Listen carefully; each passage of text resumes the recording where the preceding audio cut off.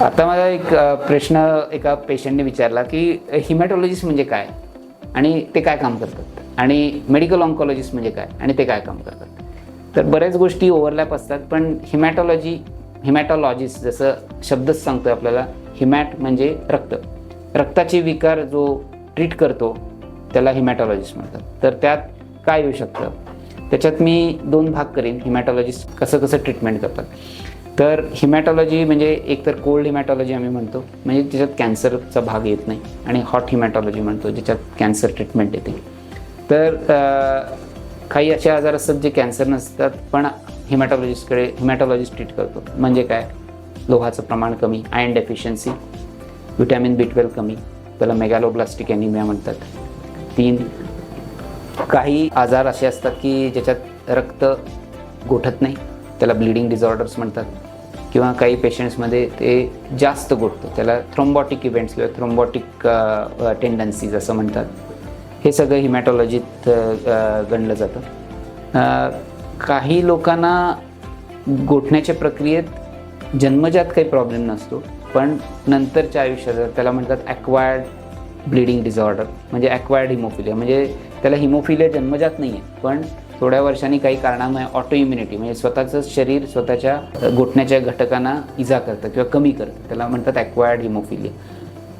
त्याचबरोबर ITP म्हणजे immune थ्रोम्बोसायटोपेनिक पर्प्युरा, म्हणजे या पेशंट्समध्ये बऱ्याच वेळा ब्लिडिंग डिसऑर्डर म्हणजे रक्तस्राव होतो, दातातनं रक्तस्राव होतो किंवा त्वचेवरती काळे डाग येतात. तर ITP-सुद्धा हिमॅटॉलॉजिस्ट ट्रीट करतात. काही रक्तातले कॅन्सर्स किंवा काही कॅन्सर्स हिमॅटॉलॉजिस्ट खूप चांगल्या प्रकारे ट्रीटमेंट देऊ शकतात. ते आहे मल्टिपल मायलोमा, लिम्फोमास. लिम्फोमामध्ये 2 प्रकार असतात, हॉजकिन्स आणि नॉन हॉजकिन्स. 3, ल्युकेमियामध्ये 2 प्रकार, acute lymphoblastic leukaemia, acute myeloid leukaemia. हे कॅन्सर्स आम्ही ट्रीटमेंट देतो. म्हणजे बेसिकली रक्तातले जे कॅन्सर्स असतात ते सगळे आम्ही ट्रीट करतो. आता आपण थोडक्यात हिमोफॅगोसायटोसिसबद्दल बोलूया. हिमोफॅगोसायटोसिस हा कॅन्सरचा प्रकार नाही. हा बऱ्याच वेळा इन्फेक्शनमुळे ट्रिगर होतो. म्हणजे स्वतःचं शरीर स्वतःच्या वेगळ्या पेशी खायला लागतात. म्हणजे काही पेशंट्सना ताप यायला लागतो आणि ताप निवळतच नाही, आणि मग काय, तापाला नियंत्रणात आणण्यासाठी किंवा त्या इन्फेक्शन नियंत्रणात आणण्यासाठी आपलं इम्युन सिस्टीम ॲक्टिवेट होते, प्रतिकारशक्ती ॲक्टिवेट होते, आणि इतकी ॲक्टिवेट होते की ती स्वतःच्याच पेशींना इजा करायला लागते, स्वतःच्याच पेशी खाऊन टाकायला लागतात. आणि या पेशंट्समध्ये प्लेटलेट काउंट कमी होतात, पांढऱ्या पेशी कमी होतात. आणि जेव्हा आपण काही टेस्ट करतो, ferritin, triglycerides, LDH, bone marrow करतो, त्याच्यावेळी हाडात स्वतःचं शरीर स्वतःच्या वेगवेगळ्या पेशींना खातं आहे असं दिसतं. तर ह्याला म्हणतात हिमोफॅगोसायटोसिस. आणि बऱ्याच वेळा ते इन्फेक्शन जसं नियंत्रणात येतं तसं आपण ते नियंत्रणात येतं, पण काही वेळा आपल्याला त्याला स्टिरॉइड्स द्यायला लागतात, इटोपोसाइड द्यायला लागतात. हे झालं इन्फेक्शन असोसिएटेड हिमोफॅगोसायटोसिस. काही वेळा अनुवंशिक कारणं असतात, त्याच्यामुळे ही लाल पेशी, पांढऱ्या पेशी स्वतःचं शरीर किंवा स्वतःची इम्युनिटी नष्ट करायला लागते.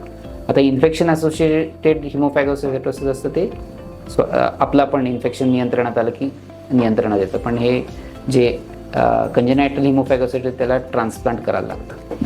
थोडक्यात सांगायचं झालं तर हिमॅटॉलॉजिस्ट आणि मेडिकल ऑन्कॉलॉजिस्टमध्ये असा फरक आहे की हे जे मी आजार सांगितले ते हिमॅटॉलॉजी जास्त चांगलं प्रकारे ट्रीटमेंट देऊ शकतो. मी स्वतः हिमॅटॉलॉजिस्ट, मेडिकल ऑन्कॉलॉजिस्ट नाही आहे, मी हिमॅटॉलॉजिस्ट आहे. तर मेडिकल ऑन्कॉलॉजिस्ट काही आजार आमच्यापेक्षाही छान प्रकारे ट्रीटमेंट देऊ शकतात, जसं की solid malignancies, lung cancers, breast cancers, CNS चे ॲस्ट्रोसायटोमाज, ग्लायोब्लास्टोमाज हे जास्त प्रकारे चांगल्या ट्रीटमेंट देऊ शकतात. लिव्हरचे कॅन्सर्स, आतड्याचे कॅन्सर्स जी रक्ताशी निगडीत नाही आहेत ते आमच्यापेक्षाही जास्त मेडिकल ऑन्कॉलॉजिस्ट ट्रीटमेंट चांगली देऊ शकतात.